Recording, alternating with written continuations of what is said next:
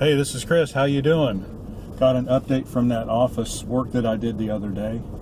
Ran over there on Friday and cleaned up all the computers, and dun dun dun dun dun dun, dun, there is a new Ccleaner world record.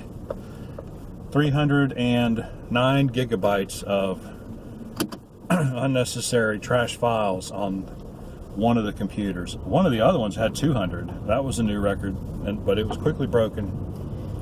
300,000 megabytes, so 300 gigabytes of data that was just sitting there getting in the way of whatever it is they wanted to do on that computer. So that was a lot. I was surprised the computer was running as well as it was. It was actually doing okay. Not great by any means, but it was okay. And so I think that's going to be the world record for some time to come. Hopefully, once a week, hopefully you have Ccleaner on your computer, and hopefully you're running it about once a week, and hopefully when you're cleaning it up, you're getting, I don't know, maybe a gigabyte or so every time. It really depends how much you use your computer, because mostly Ccleaner concerns itself with temporary internet files, which your browser uses to make browsing more efficient. Which they do up to a certain point, and then they make it really slow.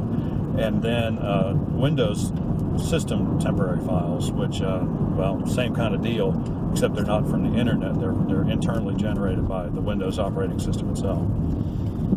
And, you know, the whole point being of temporary files is that if you've got a temporary file you can go look up that's local on the computer, the computer knows where it is, then it can find that information that it needs much faster. But when the number of temporary files grows too large, then it takes longer to search that list than it does to just go get it from, you know, either from the main operating system files, or in the case of Windows temporary files, or the internet, as in the case of temporary internet files. So hopefully I've geeked you out enough this morning. I just thought that was just amazing to me. That there were so many. But anyway, it's still running good. I've got to go back tomorrow. The internet service provider's coming to turn on, to turn on the new phone system and the new internet connection. And so I'm just going to make sure that everything works well, everything gets connected back up, everything talks to each other. One little extra thing I'm going to do is put a wireless adapter, Wi-Fi adapter on one of the computers, because right now it's hooked up from an Ethernet port, and it runs clear across the floor of the office, and that's just not acceptable.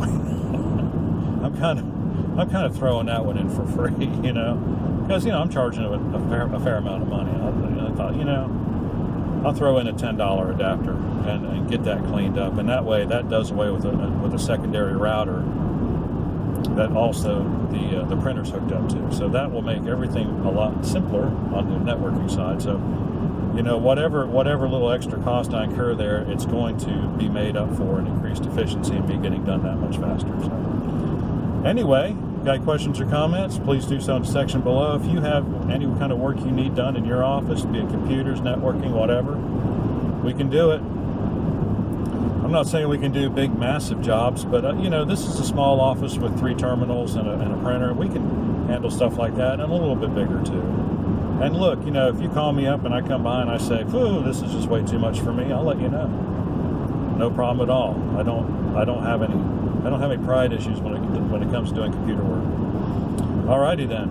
Any questions or comments, please leave them in the section below. Like and subscribe. We appreciate it when you do.